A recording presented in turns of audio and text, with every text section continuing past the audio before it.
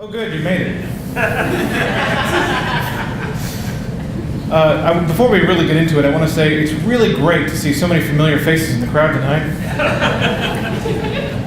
And, I mean, you laugh, but every face is familiar when they all look the same. Sorry, I'm just clicking something on the computer.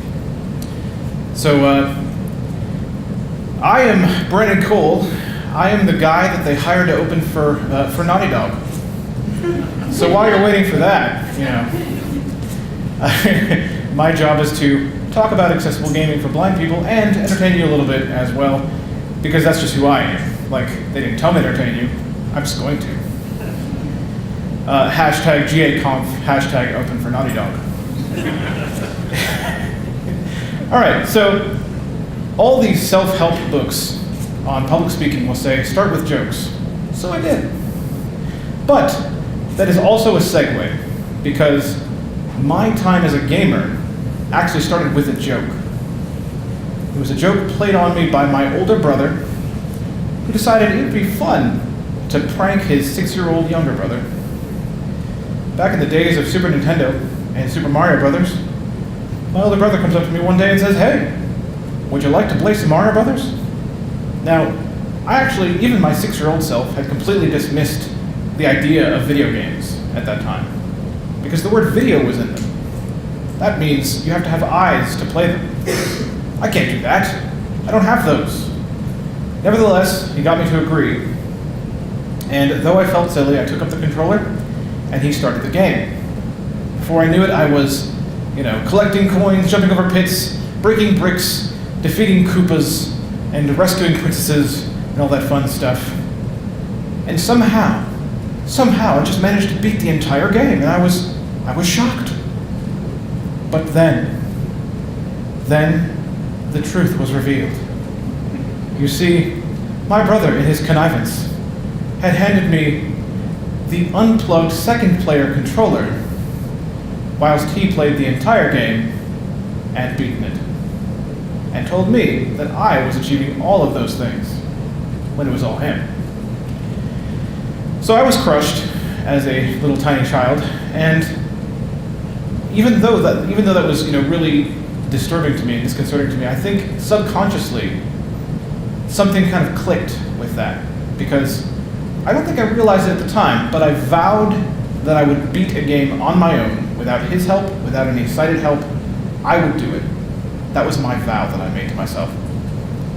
And eventually I did. I continued to try games, different games for the Nintendo. I tried things like Double Dragon, which I did okay at. RoboCop, which I did not do okay at. Things like that. But the very first game I defeated on my own was the original Killer Instinct for the Super Nintendo. Of course, my idea was to run out to my non-video game educated mom and tell her of this great thing that I had done. And she came in, looked at the credits of the game and said, "Oh, that's cool." But that didn't change anything, because I had the fire after that, And so I've been gaming ever since. I've done a whole bunch of different things in video games, including going through the infrared room that's in Metal Gear Solid 1, just before the tank fight. Room full of infrared moving lasers. Yeah, I got through it. Yeah, it's good times. But I guess that's kind of where we begin. Because one of the things that I have to convince you of, one of the things that I really, really want to convince you of, is that, number one, blind gamers are out there. Number two, it is less scary than you think to make a game accessible to a blind person. There's a lot of assumptions out there. There's a lot of things that people have ideas about regarding if you're blind and you're trying to play a video game. And there's a lot of things that people assume that we might need, and we don't necessarily need those things. In fact, I want to justify this by saying this is a good thing. Adrian's presentation was like my other half, because she was basically talking about, creating audio for blind gamers and things like that. Well, I'm the blind gamer she's talking about, essentially. One of the many. But I don't agree with her on everything, which is good. Because the more options that are created out there, the more different people, different play styles can exist. For instance, the thing that really struck me was the QuickTime events thing. She said, remove QuickTime events. That's one thing you have to do. I don't want you to do that. I would hope you never remove QuickTime events. I would instead hope that you made those QuickTime events accessible. And there's different ways you can go about that. This is the kind of thing that I do in my head all the time. Games that I can't play, I come up with ideas to try to make them playable. And these are the things that, I occasionally write about these things. I've talked to some developers about the ideas that I have, but let's take the QuickTime events thing. So if, for instance, the input that was required for a QuickTime event was spoken, just, maybe either as it popped up on screen, maybe a second before, I don't know. It depends, because auditory processing isn't always as fast as visual processing, so maybe a second or so before. Or if the input appeared and maybe more time was allotted, like the game stopped for a set amount of time and then resumed, that'd be fine. If it was presented auditorily, some voice said X or square or triangle, that's fine. Because the thing about QuickTime events is they have their place. I wouldn't want to skip that because there is a certain reward there's a certain accomplishment you can feel if you successfully nail a QuickTime event. A certain satisfaction you can feel because they're oftentimes used for, for instance, final boss fights where the QuickTime event is associated with your utter destruction of that boss. That's great.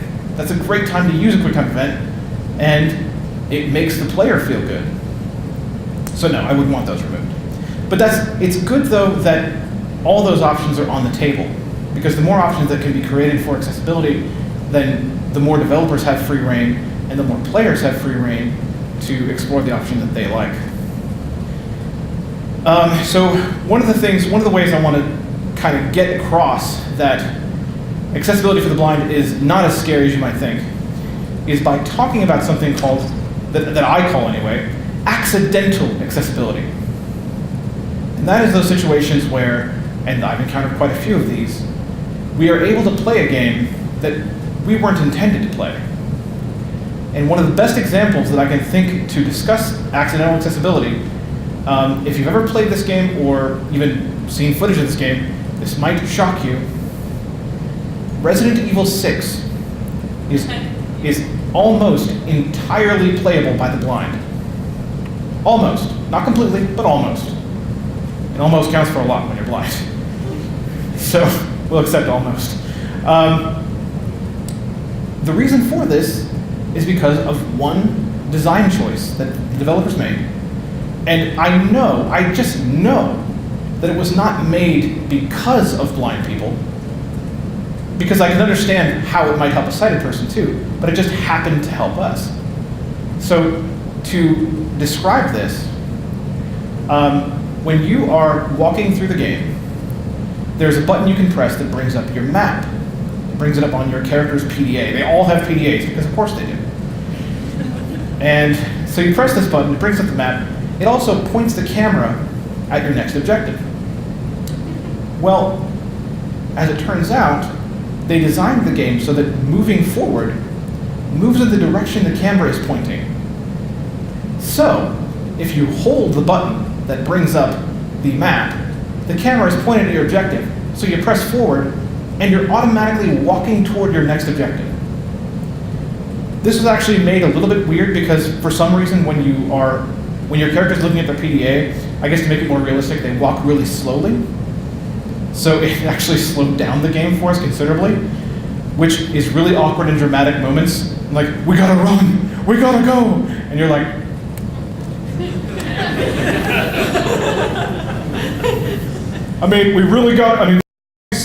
they are like everywhere, but we'll get there. We're almost there now.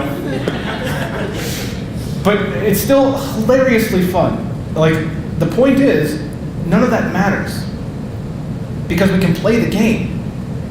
And that's the point. The interesting thing about this is it's actually applied to playing that same game co-op as well. Because the same concept was applied to your co-op partner. If you pressed another button, you would, the point of it was to be able to locate where your co-op partner was. They use, I believe, some kind of icon for that, but they also, again, point the camera at them.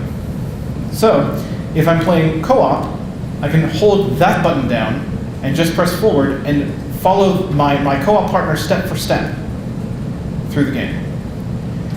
Now again, the game is only almost accessible. There are things that are not accessible. One of the campaigns is almost entirely puzzle-based. That is annoying. I do not approve of that. However, that is the way it is. But I guess what I'm saying here with this example is the point is that we can play it. One of the arguments that I've heard before against accessibility for the blind is an argument about immersion.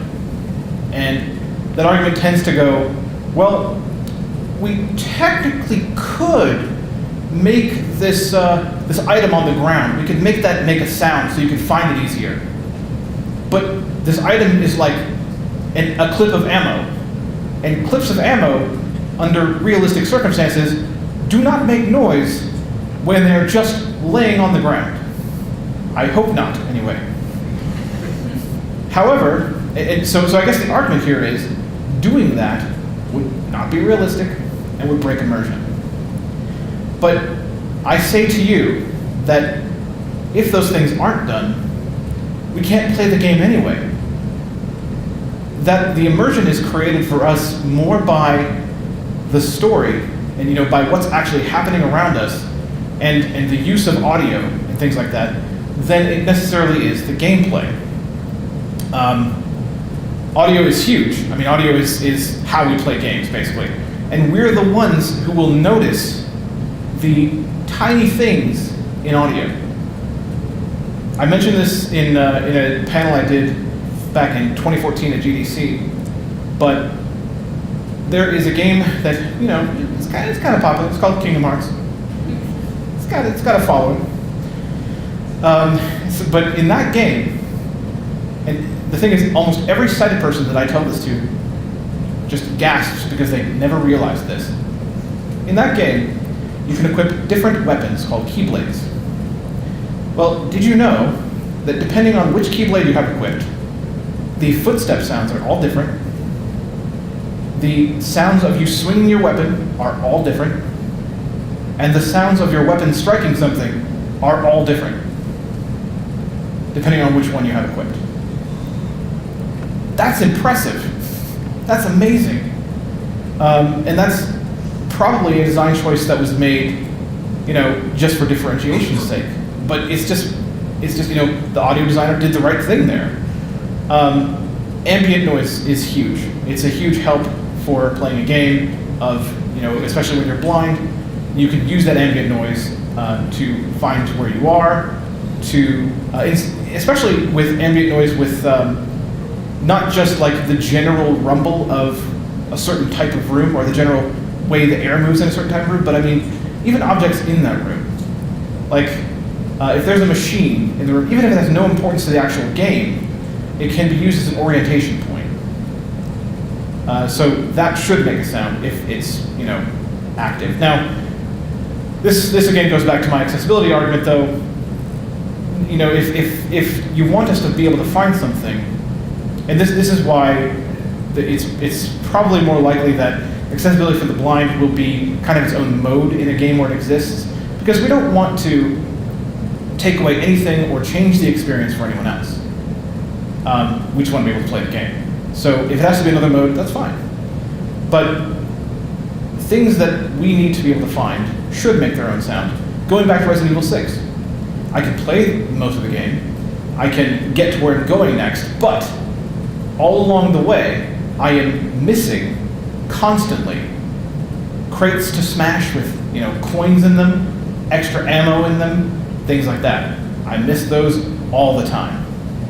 The only time I ever get extra ammo is because it also happens to drop from zombies that you then slaughter, which is also not realistic, but I'm not complaining. So that's that. So I guess what I'm ultimately saying with this point is, with a little bit of work, and yes, certainly a little bit of cost, almost any game, and I'm pretty convinced that any game can be made accessible to the blind. Does it have to be done early? Sure, that's fine. But with if you do what has been talked about with with other people here in this conference, work with blind gamers or disabled gamers of any kind with accessibility, then it can be done. I hear back when I was at GDC in 2014, I heard a lot of no's, a lot of them. It was kind of sad. People were like, no, I don't think our game could be made accessible. Well, but what do you know? Like, what do you know about what exactly the blind would need to make that happen? So I think it's more about conversation. Conversations must be had, and the blind community is very willing to have those conversations. There's a great forum called audiogames.net. That forum was primarily created for blind people that already make games. They make audio-only games.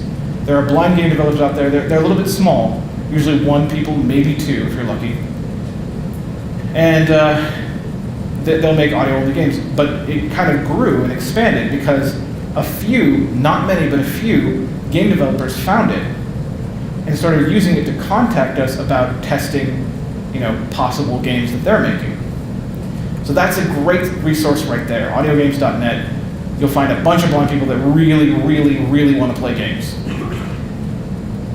Now, I also want to talk a little bit about some things that have already been done with accessibility, and that I think will further illustrate the point that it doesn't necessarily have to be a huge problem.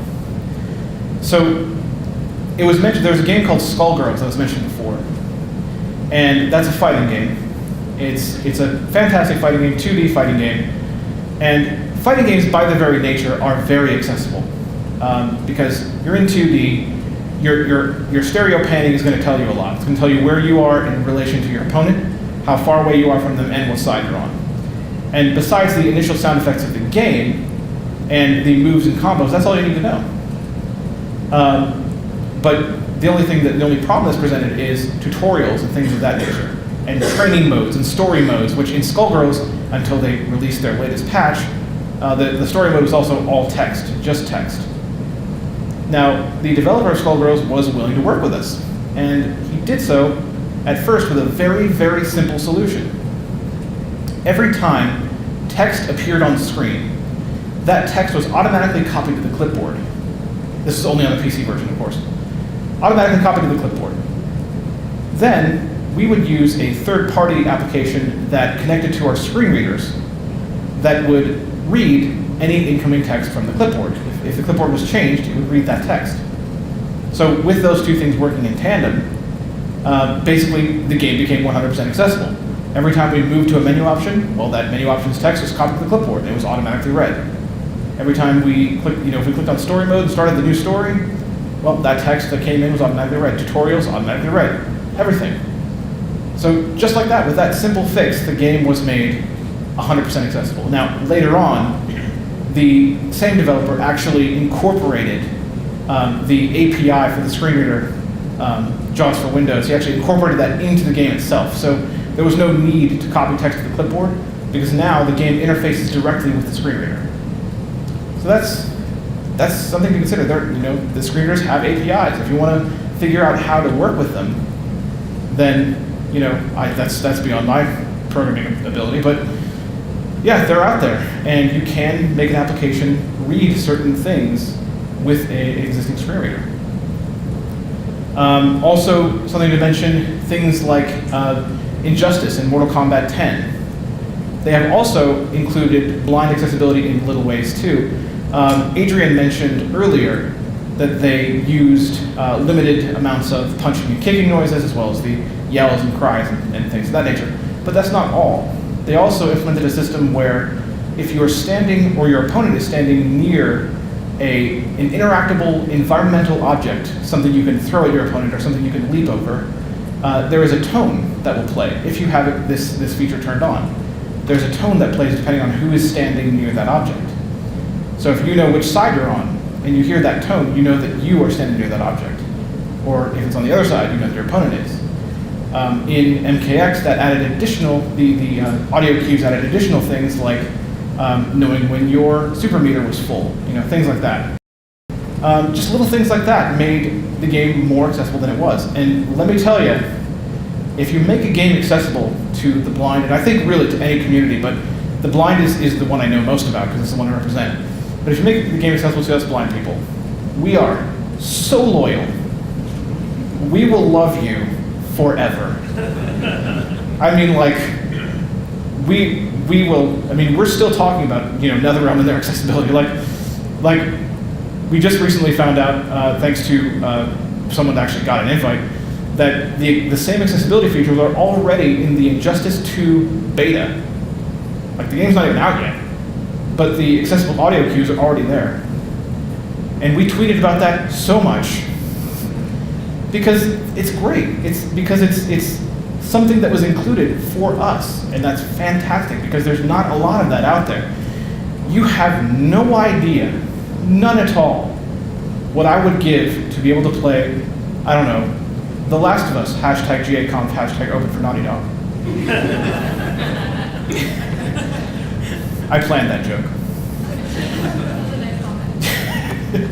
But yes, that The Last of Us, that's just one example. Any RPGs, Mass Effect Andromeda is going to come out in a few weeks. I love video games, I do, and it's like an ache. Like, it really is. It's like, it's painful to know that I don't get to play that game. Now, I'm going to try. This is a try to give you guys an idea of what it feels like when you're blind and there's so many games out there that you can't play. Now, I am sure that if I were to ask everyone here, I would find someone, maybe just one person, but it has been mentioned a couple times, so probably a few. I'd find someone who'd be willing to play Hearthstone against me. I'm sure there'd be someone. But that's not an option. This is a free game that you guys can play whenever you want. Now, I'm one of those people that will try any game, and that's great, because I'll try it because I like to find games that are accessible, maybe by accident. That's how you find things, that's how you figure things like this out. But I can't even try that game. The opening screen of that game is not accessible. So yeah, that's what that feels like. That is what that feels like. That's painful. And I've heard people say, well, go to YouTube. There's Let's Players on YouTube. You can listen to them play the game.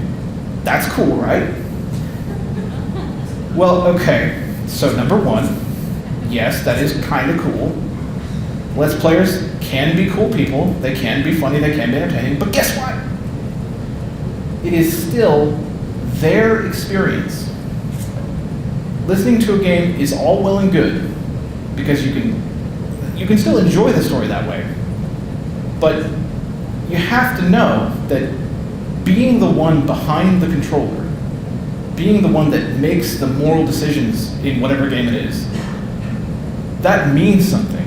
That means a lot if you're that person. And even if it's failing, like going back to QuickTime events, being, especially in games like, I don't know, Heavy Rain or something like that, even if you fail a QuickTime event, being the one that did that and maybe caused a character to die, that's something. Now that's part of your experience. I was gonna make a joke, I didn't make this joke, I should have, about how it's cool to be blind because you don't see the wrap-up signal. Unfortunately, she's too smart for that. Well, I tried. But I think the ultimate point here is that I want to make everyone, if I can, and this is why I'm making so many jokes, I want to make everyone as comfortable with me and with the idea of blind accessible gaming as I possibly can. Because, and I use this catchphrase at GDC as well, we want to play too. So if it comes down to it, I'll be around. I have business cards. Okay? I have the coolest business cards that have ever existed in the entire galaxy. So talk to me. I will talk your ear off. I don't mind. I don't mind doing it at all. Contact me. If you get my business card, contact me. I will work with you. There's so many people that will work, like the blind community, again, audiogames.net. The blind community is ready to work with you. And yeah, that's basically it. We want to play your games. We love you guys. And I think that's the moral of my story. Thank you very much.